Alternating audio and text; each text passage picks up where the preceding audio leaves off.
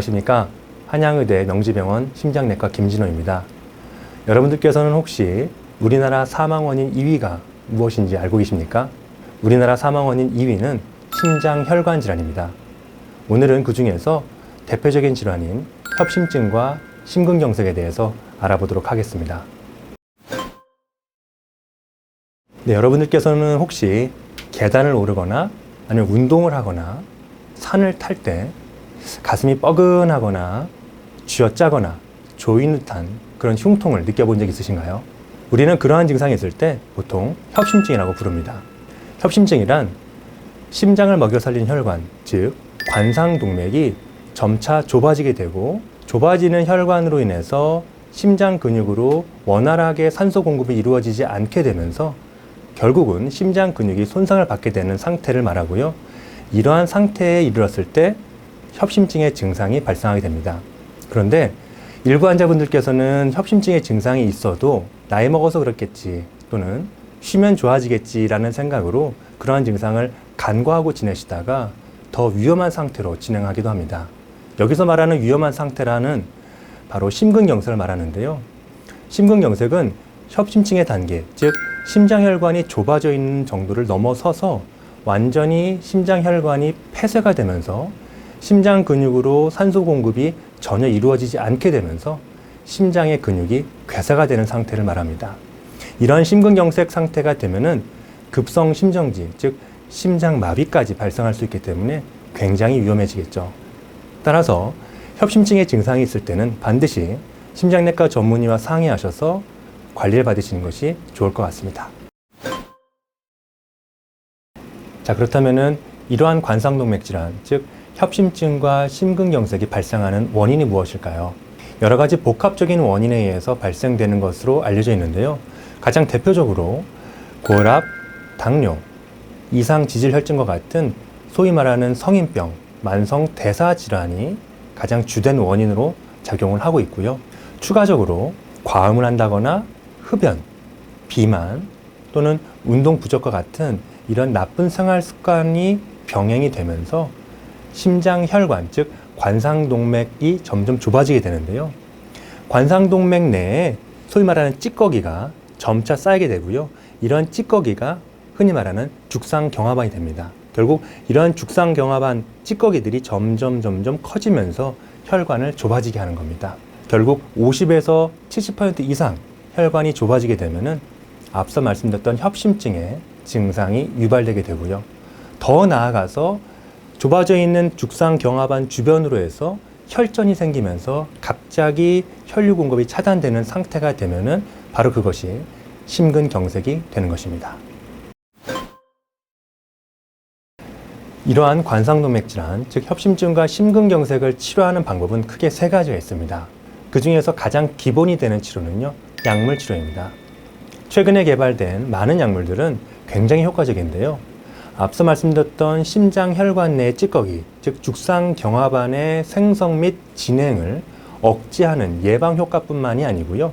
더 나아가서 이미 기존에 생성이 되어져 있는 죽상경화반의 크기를 일부 환자들한테서는 크기 자체도 줄인다는 보고가 되고 있기 때문에 약물 치료는 심장혈관 질환 환자들한테서 굉장히 중요한 부분을 차지하고 있습니다. 더 나아가서 이런 심장혈관에 대한 약들은 단순히 심장에만 작용하는 것이 아니고요. 뇌혈관에도 작용을 함으로써 우리가 흔히 말하는 중풍, 뇌경색과 같은 질환도 예방하는 효과가 있기 때문에 각종 혈관계 질환들의 예방을 하는 데 역할을 주고 있어서 굉장히 효과적인 치료라고 할 수 있겠습니다.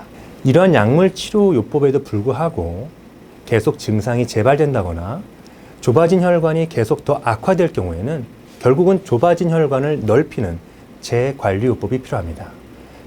재관리요법에는 크게 두 가지로 나눠볼 수 있겠는데요. 첫 번째는 수술과 시술로 나눠볼 수 있습니다. 먼저 수술은 개흉을 해서 좁아져 있는 혈관을 대신해서 새로운 혈관으로 이음으로써 혈류 공급을 시키는 방법을 의미합니다. 또한 시술은 최근에 아주 많이 시행되고 있는 치료 방법인데요. 결론적으로 말씀을 드려서 좁아져 있는 혈관 안쪽으로 아주 얇은 관을 집어넣어서 좁아진 부분을 다시 넓히고요. 다시 좁아지지 않도록 금속 그물망, 즉 스텐트라는 것을 넣어서 넓히게 됩니다.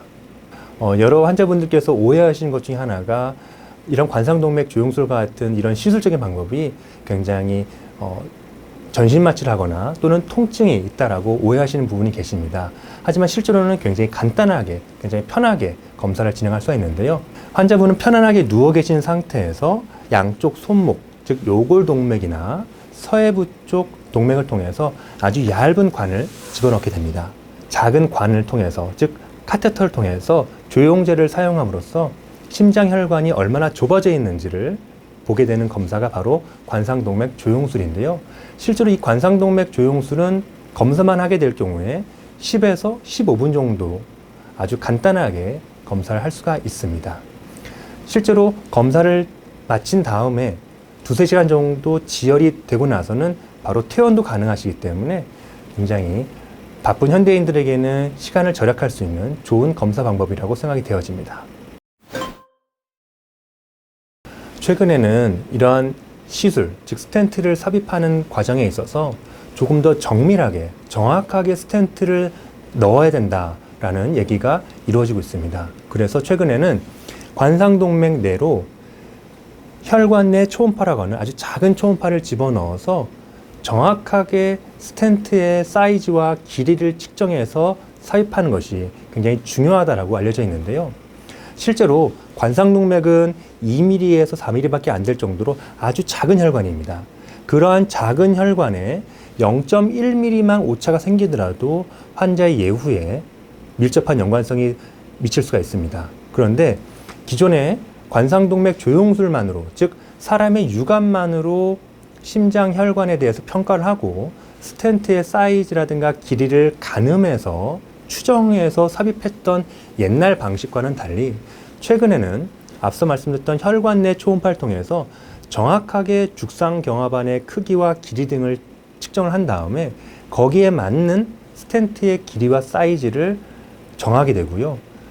정해진 그 스텐트를 삽입을 해서 정확한 환자분의 맞춤형 스텐트를 삽입하는 것이 더 좋다라고 알려져 있습니다.